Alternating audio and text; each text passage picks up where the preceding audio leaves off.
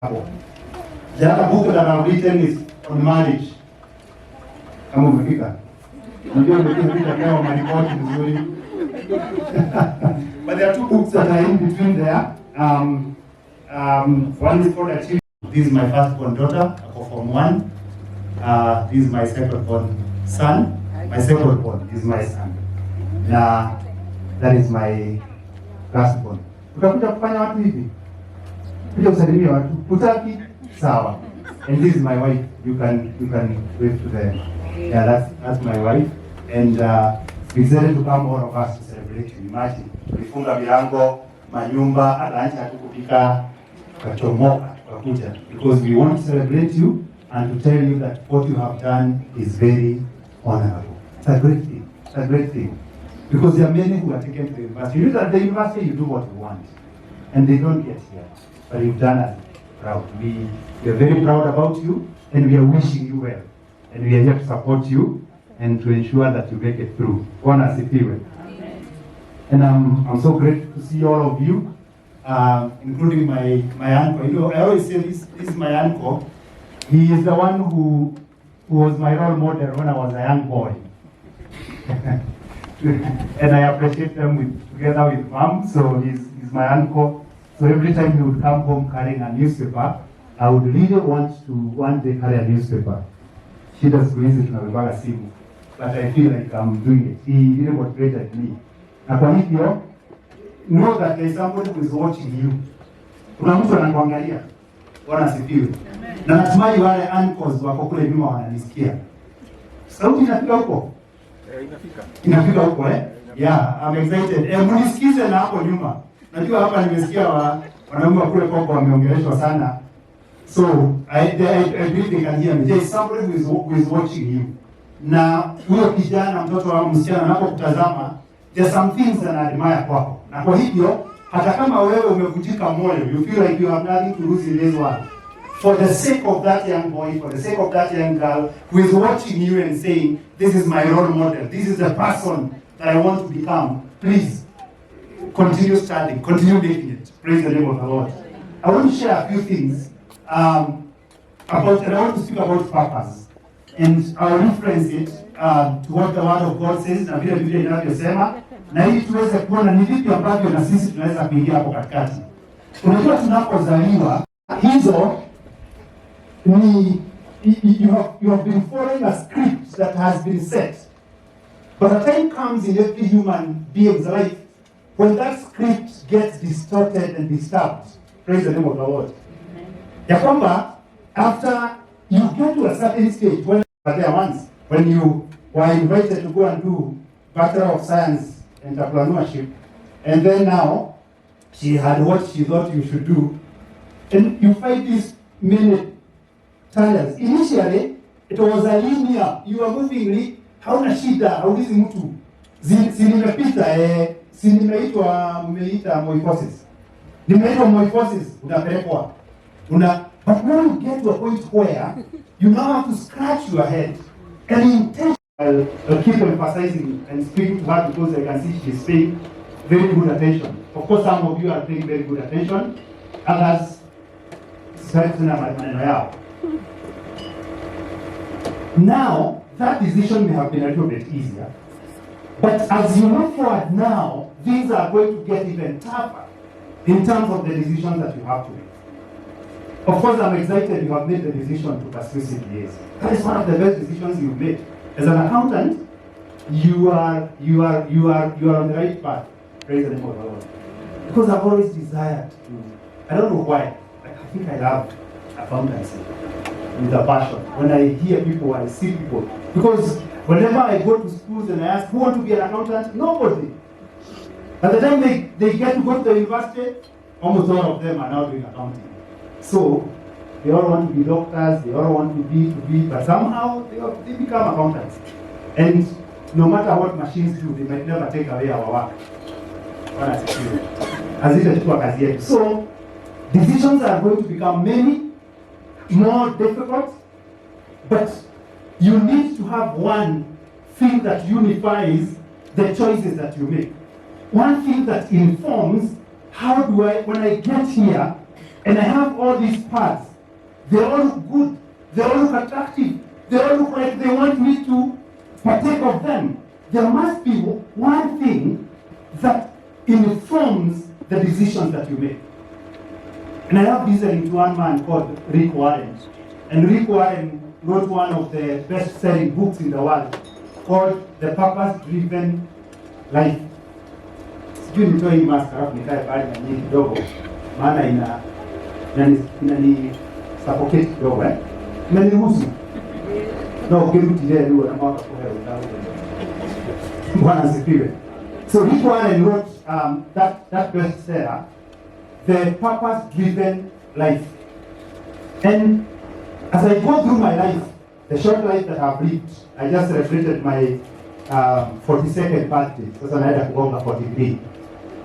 Na ninapoelekea hapo, kile nimerealize ni ya kwamba maisha ambayo hayaongozwi na makusudi ambayo uliundwa kwa ajili yake huwa ni maisha ambayo ni magumu sana.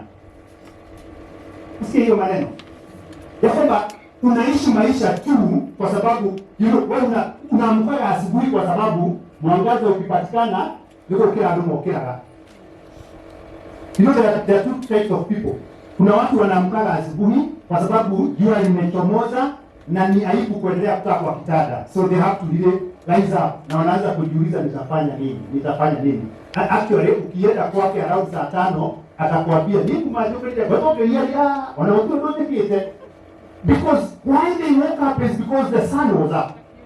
But there are people ambao huamshwa na kile ambacho Mungu aliwaumba kwa ajili yake. Kanisia. Bwana asifiwe. Na inasikia kama ni mzuri ama ni niachie hapo. Iendelee. Hapo gani kile? Natoka kwenu. Sitaongea Kikuyu kwa sababu nitajaribu kutumia Kiswahili kwa sababu kati yetu tuna watu hawaelewi. Ni mix Kiswahili na Kiingereza. Kikuyu.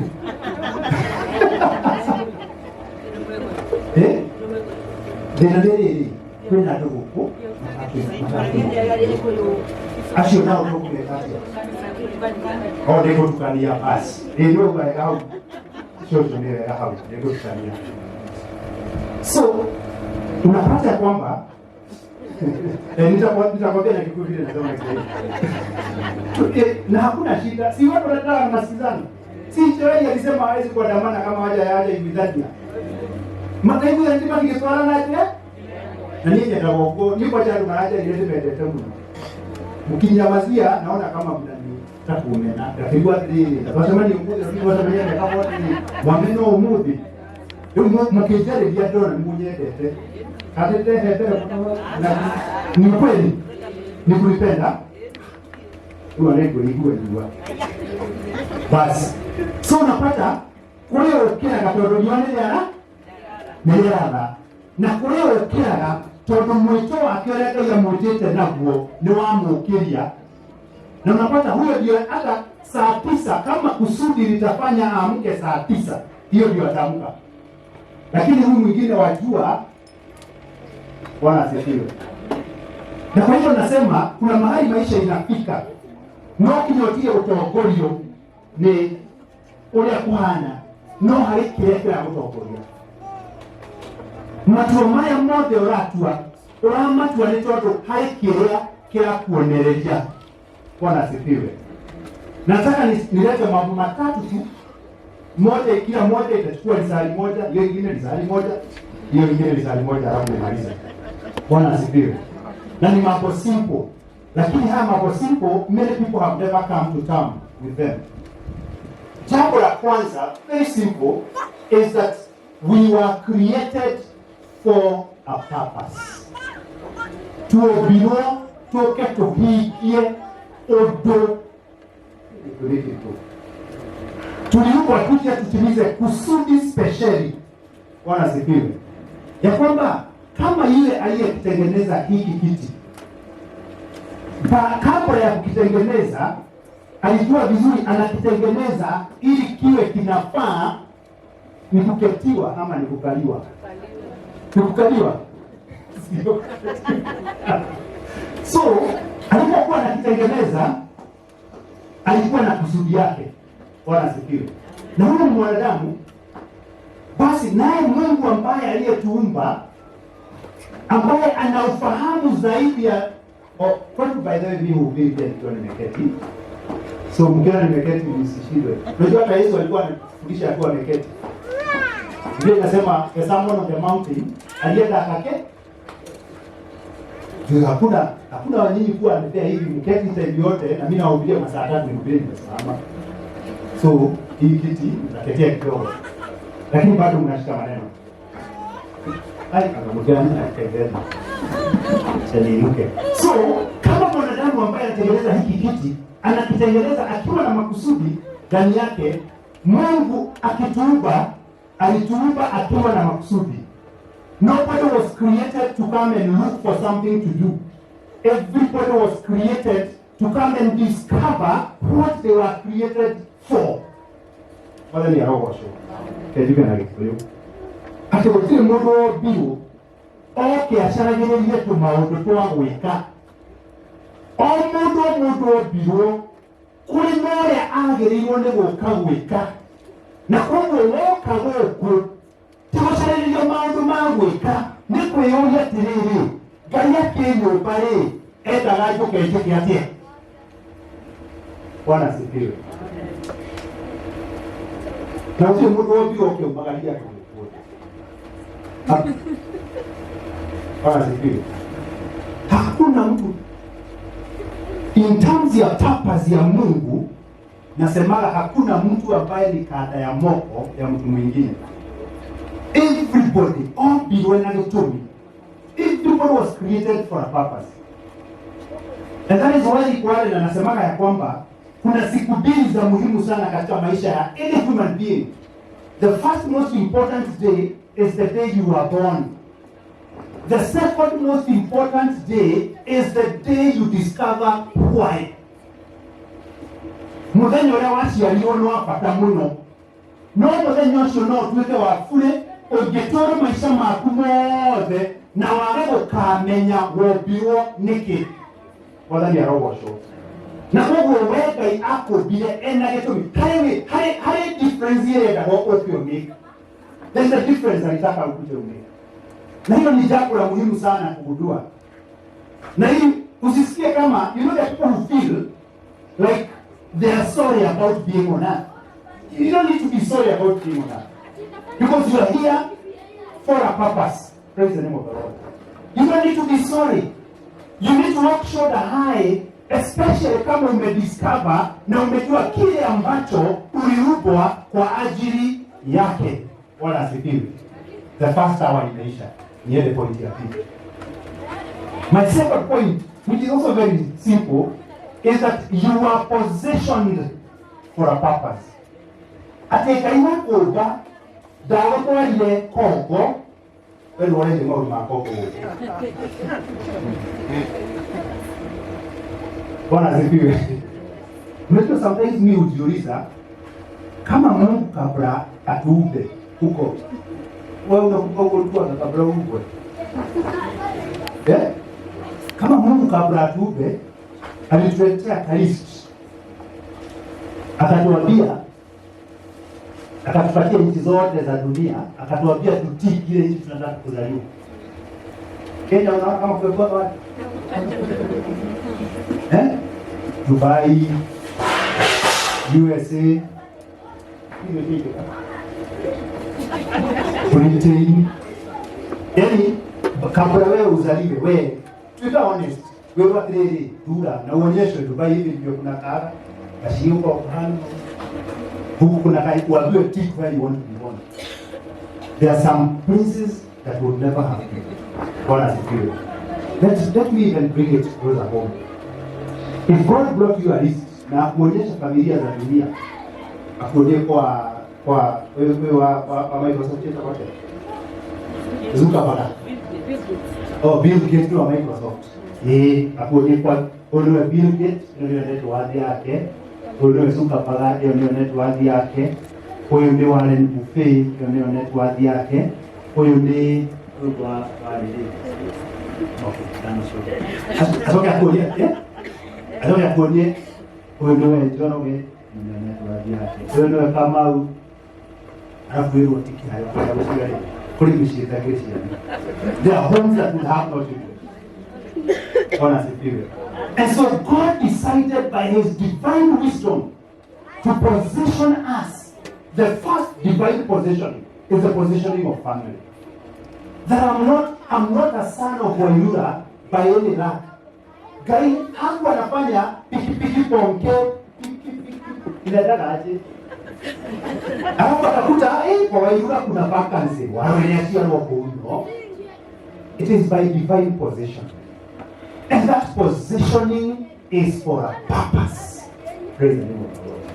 And I'm trying to help you to discover purpose. And you can discover purpose at any age. But many times when people tell us about discovering purpose, and I'm talking about that, they tell us about our gifting, our talents, our everything. But nimerealize, na nimeandika kwa hii kitabu moja vizuri sana. Nimerealize positioning yako. First and foremost, the positioning where God in the family of you. Imagine you might have a troublesome sister. No one a brother of Kuya happy. But you know, God that getting your brother for the fulfillment your purpose there for here. That is the brother that God decided and positioned you there for a purpose. Praise the Lord. Whether it is your mom or your dad, it doesn't matter about it. It doesn't matter man. No guy have no position for a purpose.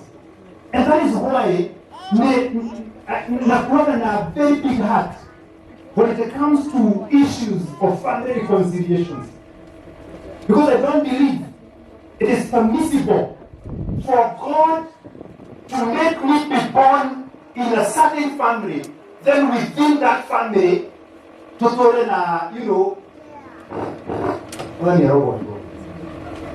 because God positioned you there for a reason. It is divine that is your mom. It is divine that is your dad. It is divine that is your sister. It is divine. You never chose. And I got a big passion for mentorship. I got a big passion for young people, for raising young people and empowering them. Right now, I run an organization called Sharing Light, whose main and sole aim is to mentor people. We say, we help people identify and pursue their purpose. Lakini nilizaliwa in the village. Maybe kama nilikuwa nimezaliwa Dubai, ningekuwa kwa technology na magadget na nini. But God wanted me to deal with people and help people. Praise the Lord. So never despise Mungu ambako ulizaliwa. Never despise kule ambako Mungu amekuposition. In fact, when I came to Nairobi nikamaliza university, I'm just giving you my story kidogo. Si ati unijue sana. Unaweza sahau story ya dad Nairobi kaisha akarudi ushago. Huyo sio Mungu. Sio positioning ya Mungu for purpose. Na ili unapoishi maisha, you don't take things for granted. You don't take people you meet on the way for granted. Cecilia has talked. Cecilia, I'm very proud of you. Kwa sababu nimesikia pia umeongea kule kidogo niliongea kwa chini. You know about people that when God positions you in a certain place, He wants you to meet some people that are either going to facilitate the fulfillment of your purpose or are the recipients ndio watapokea kutimiza kile Mungu alichokuita juu yake. Na shida yetu ni kufikiria tulikuja ulimwenguni kujijaza na kujifurahisha na no. Tulikuja ulimwenguni kwa sababu mimi nilikuja kwa sababu yako. Na wewe ulikuja kwa sababu yangu. Ili tulishane kwa sababu ulimwengu ni ulimwengu wa vijiko virefu kishiko daimu. Ushaisikia hiyo story? Ya watu walienda wakaenda kwa nyumba wakawekewa chakula mzuri sana kama ile tumekula hapa leo. Wale wapishi wamepika chakula mzuri sana. Walipowekewa na pia wakawekewa vijiko vilivyokuwa virefu sana. And when they sat there, when everybody tried to feed themselves, it was difficult because the food was spoiled. And they just looked at each other and wakashindwa, what do we do? Then they realized that if I pick this wrong spoon, pick the food and feed. What happened?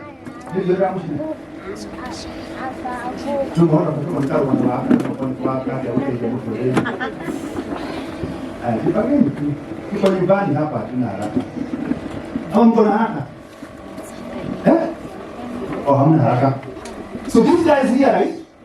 If I nikichukua hiki kijiko kirefu and then I feed this person who is on the other side of the table, na yeye achukue yake and feed, at the end of the day zote tunashiba. And that is how the world is. People who are selfish, who pursue self-gratification and self-preservation never go very far. Lakini watu ambao ni selfless, walio na mzigo wa kuwajali watu wengine, hao ndio watu wanaojipata wakipanda ngazi. Yawezekana wasipate mali nyingi, lakini ngazi watazipanda. Bwana asifiwe. Na ndio watakuwa more fulfilled kuliko wale waliojaribu kujitafutia sana, wajirishe na wajishibishe. Na when I talk about purpose and positioning, ni vizuri position yoyote unapojipata ndani yake, unaangalia na kujiuliza, these people who are here, are they recipients or consumers of my purpose? Je, wao ni wa kusaidika na mwito ambao Mungu amenipa, ama ni wa kuniwezesha kutimiza huu mwito ambao niko nao? Na nimekutana na watu wengi duniani, wengine wamepokea faida ya mwito wangu, wengine wamenifacilitate katika mwito ule. Na ni vizuri tunapotazama tusiangalie na macho ya kibinadamu, kwa sababu wakati mwingine tukiangalia kwa hii macho ya kibinadamu we lose it. And that is why in this book from the pastor's heart, it has about 150 nuggets. Kuna nugget moja napenda sana hapo ndani ambayo nimeandika, do not despise a field by the shrubs you see. There could be a gold mine underneath. Do not despise a field by the shrubs that you see. There could be a gold mine underneath. Wanasikia. Tukanathora muda todo wa mahiga na ituke iorona. Nitoto rukwaifuke isio no korona dhahabu. Kile kutikana jabe akagona mani. Tuka ngumbiwe. Yana maabu. Niki aronye kayetu gaka yorie now this made this hard made ama ndio. Anazalisaidia namna gani? Na angeignore neno lake. In fact, he almost ignored. Kwa sababu the girl alienda kwa the wife akamwambia, if only my master would know, there is a man of God in Israel ambaye anaweza kumponya huu ugonjwa wake. But Naaman katika kiburi yake na ukubwa wake alienda kwa mfalme. Kama mkonaki iko kwa Biblia, alienda kwa the king. And when he went to the king tore his clothes. Akauliza, huu ni uchokozi kiasi gani? Sasa mimi nimekuwa mponyaji. Naye Elisha akiwa nyumbani akasikia. Akasema, king, don't worry. Set the guy my way. Praise the name of the Lord. And Naaman akatuma, alipofika kwa gate, Elisha akatumana akamsema, mwambie aende akajioshe huko inaitwa Jordan. Naaman akasema, ni kuna wa therefore kuna hiyo mito ni safi. Mimi nikawe kwa matope. But you know the beauty of positioning is that positioning brings people to you that tells you ikiburi yako haitakusaidia.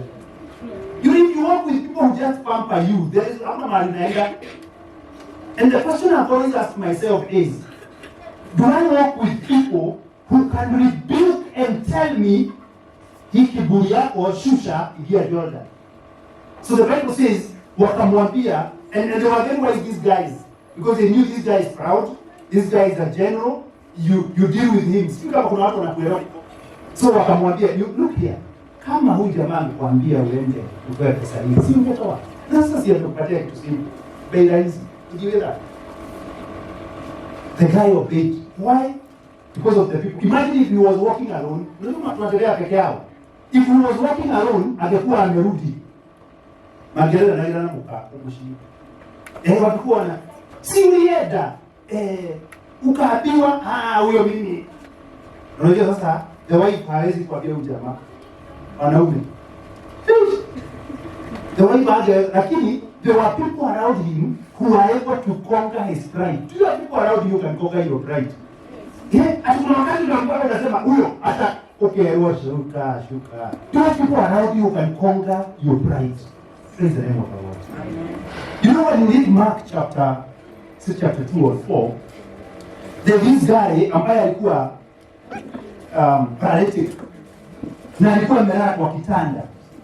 But God had positioned him at a place where he had identified 4 men ambao walikuwa marafiki zake. Na walimbeba wakambeba. And that is why the Bible says in Proverbs 18:24, ya kwamba a man of many companions will soon come to ruin. Other versions will say, a man of unreliable friends will soon come to ruin. But there is a friend who sticks closer than a brother.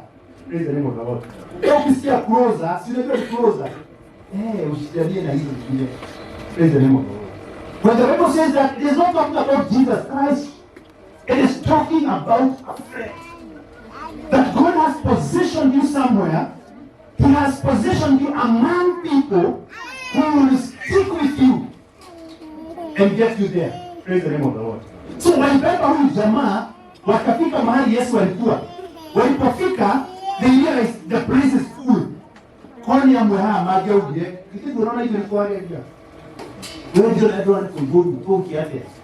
No, wewe kule mwata. And that is why it's good to value friends. They went up, magima tufalini, makiajia kugalia nyumba, mamuiko. You have a friend who can risk for you. And you know, when Jesus looked, he said, the Bible says, when he saw their faith. It doesn't say when he saw this. It says, when he saw their faith. Ujamaa alikuwa kwa sababu imani ya marafiki zake. Na kwa hivyo, everywhere where God positions you, it is for a purpose. Praise the name of the Lord. Sometimes they are not very pleasant places. You know, when you think about Joseph, you know why the story of Joseph inakuwa rahisi sana kwetu? Ni kwa sababu we have the edge with us in mind. But I would want you to put yourself katika miguu ya Yusufu. Haujui utawahi fika kuwa prime minister wa Egypt. Na umewekelewa kikitu. Unasema, nini juka inaku dete. Yule yakuka tagira. Ni akushonoli diadoshia kwa. Then unaenda kotini, unafukwa. Hawa kulekeleo. Now do you know what the end will be like? Because sometimes we don't see the message, we don't see the greatness in this story because we already know the end of it.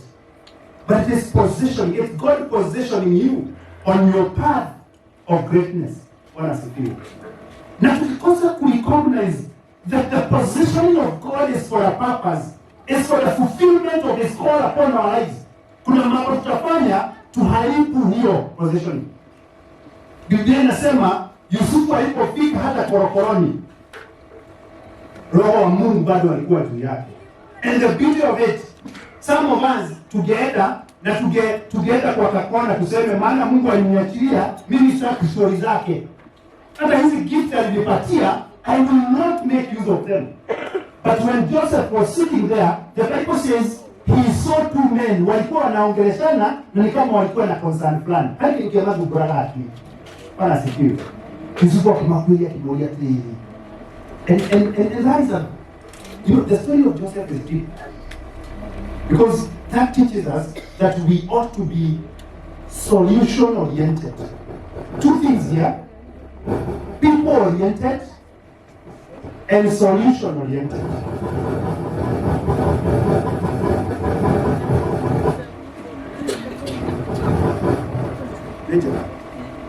Solution oriented and people oriented.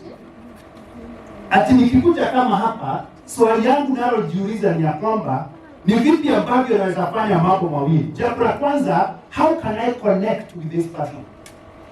How can I connect? Tunawezaje kuwa na uhusiano? Tunawezaje kufahamiana? Tunawezaje kuwa na ule, because life is about relationships. But you have made life about business deals. Praise the name of the Lord. Na kwa maana nikija hapa, I want to ask myself, wewe kumwalidia niki akuteithia na kio, kuteithika ati highway. Ndona hata ikiteithika muno wali kendi hali hai. Ndio hata yo hali ikabuka kirikani tu. Because we've become so business deal oriented, we've lost the aspect of relationships. No kaya to be new relationships.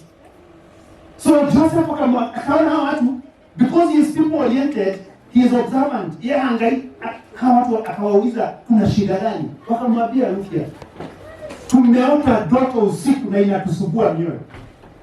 But because Joseph hata akiwa korokoroni ako pamoja na Mungu, roho wa Mungu bado uko active ndani yake. Lakini hapa kuna watu naweza pata haja kanisa miezi miwili. Ukimuuliza, wewe madina yake ile ndio. Yaani mashida ilimfanya aondoke kwa Mungu. There's a brother I met. Nikamwambia tu ya unakumbuka yule Mungu tulitumikia tukiwa vijana wadogo. Akaniuliza huyo Mungu alikuwa wapi nilipata hii shida yake. Ndio tuanze nake. Yusufu hakuacha, but it is the recognition ya kwamba possessioning yangu is taking me to my destiny and it is there for the fulfillment ya purpose ya Mungu. Naweza kuwa niko korokoroni, but I'm here. The footsteps of the righteous are ordered by God. Bwana asifiwe. Na hata kama niko hapa na hapaonekani kama ni pazuri sana, najua vizuri Mungu anakusudi kwa nini niko hapa na kuna jambo anataka kutimiza. Yusufu akainterpret ndoto ya hawa wazee. Mmoja wende wewe back to your job. When this other guy went back to his job, he's the one who opened the door for Joseph kuweza kuwa prime minister. And so my brother, my sister, nataka nikwambia kwamba God positions us for purpose. Don't ignore your positioning. From your family positioning, from your geographical positioning, hata hiyo kazi yuko nayo. There is something that God wants you to fulfill. Hata huko shule mwenye kwa shule ulipo, kuna kusudi ambayo Mungu ilifanya akupeleka huko. Because there are many schools ambako ungeenda. Hata huyo wife uko na yeye. Ndio lazima tunafikiria ni sisi tulichagua. Sio wewe ulichagua. Bwana asifiwe. Si ni Mungu alikupeleka mahali ili uone. Si Mungu angezuia uende hapa na hukemuona. Kuwa mko ile sijui wengine wanakutana stage. Agejua alikuwa kijimo mara kipa akigaruka. Anegene yake onasha kelia kunegena akigeidania. Amuja bwana na watu wa hivyo. Mungu ajaka unyugo. Akigwa kinyo. Akihamuka na maraka. Ona no amukinya akimurei. Mwanzo makiaberia hapo. Nini ndio kaberio hiki? Masha na ile stage mara wa meta stage metea gari. Yaje. Mara wa meta hiki ndio makaneti.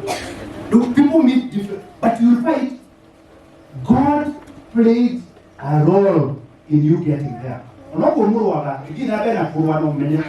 Gaino amrehi hao. Hizo ni mwagawa. Hamunge kutana kama Mungu hagetengeneza ile njia ulipitia mpaka ukapatana yeye huko. Wengine walitoana mbali sana. Wengine wanatoka huku Kenya wanakutana nao. Na wote ni wa Kenya. Lakini Mungu anaona huyu akikaa Kirinyaga na huyu akae Gashie, hawatu kutana. Anachukua huyu wa Kirinyaga ndege New York. Huyu wa Gashie ndege New York. Wanapatana New York wote wawili. Wanaoana huko. Na wapi ile na Gashie. But God has a reason why He positioned you in that place and brought what He brought that you may become one. One as a few. Never take your positioning for granted. Never take any place that God has taken you. Your job is kukupatia pesa. But I've always said that my job, sababu yangu ya kazi ile nafanyaga, the first thing is not the salary that I get. Actually, I say the salary is a byproduct. The initial reason is to fulfill the purpose of God in that place. Again, I'm an auditor. Where I work as an auditor, my first obligation is God, why am I here? Salary is a byproduct. And that is the beauty of being guided by Colossians 3:23. Inasemaga, whatever your heart finds to do it with the whole of your heart. As if you are doing it unto the Lord. Because it is from the Lord that you will receive your reward and not from men. Kwa hivyo hata kama unafanyia, and that consoles me, even at times when I'm working for bad employers. Kwa sababu kuna employers wambaya. Sijui kama ushaipatana na employers wambaya. Lakini najikumbusha every morning, I don't work for this guy. Everything my heart fight to do, I do it as unto the Lord. And whether he rewards me or he doesn't reward me, I have my Lord who rewards me. Praise the name of the Lord. And it's everything. Kia kutapia ito, kutapia na rito ya Bwana ni. Ama kuosha vyombo haiko kwa whatever your heart fight to do. Yana usaidia mwanada hivi. Iko hapo kwa whatever your heart fight to do. Unasema in the name of Jesus Christ na kabisa. You know, it sounds funny, but it's a shift, it's a mind shift. And it helps me because whatever I engage in, I ask myself, can this be done in the name of the Lord? Na wakati nikipata answer ni no, hii hawezi kufanya in the name of the... Would Jesus come and say, I'm proud for my name to be associated with, like now coming to speak here? I have to ask myself, if Jesus was here, would he say, I'm proud to be associated? I'm proud to be associated with the speech that Pastor Arrow is giving. Would he? So that if he would not, nasema hapana, hiyo sitaki. Because Colossians 3:17 nasema, whatever you do, in word or deed, do it in the name of the Lord. So whatever we do is a contributor to purpose. Bwana asifiwe. Na kwa wakati mwingine usiangaliake sana ni nini kinakuja. Wacha nimalize hiyo saa ya pili niende kwa saa ya tatu. Dawa. Kama itaisha. Karibu kumaliza. Bwana asifiwe. Tunaomba. Kama ni basi ni kuja next time. Hiyo ya tatu niwawekee ama nimalize hiyo ya tatu. Hiyo ya tatu nayo inasemaga, you are endowed for a purpose. You are endowed. Endowed nitakuingirewo Dieu kodra kuliko. Yaani iyo hetwo besha iyo hetwo mobile yao beto naguo amwe mobile amwe makiubo mobile wothe wani robo sho obitwo ni getho uhikie kiria Ngai enda kuhikie mutulimo. Praise the name of the Lord. Now the way you are created, when I say endured, I mean the wholesome, you know. I linked with self-esteem issues for quite some time. And I always give this story to encourage people. That, you know, one time I think I was in Form 1 and I was passing somewhere and one young boy looked at me and said, that is the day nilia isikuwa nimenona. Of course, hizi nimenona sana, nimeongeza kitu nyingi. Lakini sisi tutaziona. So I started struggling. I started struggling with how I looked and who I was. Until I read Psalm 113 from verse 13 to 16. Na ikanionyesha that even before I was created, the Bible says my frame Hana was before God na akaprove akasema tick. Bwana asifiwe. Ndio ndio kwa kanini na matumani ndio. But later on I realized in my early days I was such an evangelist. Nilikuwa nahitaji masikio kubwa ya balance. Kitabu sikuwa nahubiri mungekuwa mmeamka hapa na viti. Nikihubiri kitabu, siku hizi nilitulia. Bwana asifiwe. Nikalia Mungu alinipea masikio kubwa because I needed to really have some balance as I. But somebody might hate themselves because of the big ears. And huko you are endured for a purpose. Praise the name of the Lord. Wengine ni weusi, it's not by chance. Wengine ni warefu, it's not by chance. Wengine wana vipawa. And you know the problem we have is because we focus on what other people have and ignore what God has put in us. When you go to Matthew chapter 5, from verse 14 there, The Bible says that you are the light of the world. Where you are the light of the world. Praise the name of the Lord. And when I was reading this word, I got a discovery that when I look at the light, the source of light that we have, they are very different. Even when they fluorescent, zingine ni floodlights, zingine ni wanazitaka mlikamuzi. Zingine ni kama hii. Sasa wengine wenu nyinyi ni hii na inakuwa na kazi yake. Praise the name of the Lord. Wengine ni ile fluorescent iko pale.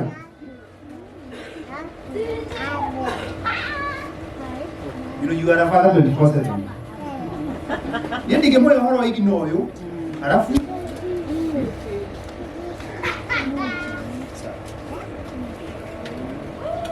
praise the name of the Lord. Me, my father and duties, they are 24/7. Hata nikakuwa nikiongea na president, akuje huyu. Acha akoje. You know this girl can never have another father. You know, she can never have another father to speak to. Did you have to kill you know? You know, kanisa yake mtihani ya pele. Okay, naenda kuja hivi ati. Kama hivyo unaona niteka mlike. Mwana unajua ndio hadafu. Yeah. My first purpose na position ile ya haya. And this is the highest. Let me call it worship. But parenting is the highest honor that God can bestow on any human being. It is a partnership with God in shaping destiny. Akikanya kwa mtu ta mudhoni akijua unajua sisi hatujui ngoja itakuwa nini. Bwana asifiwe.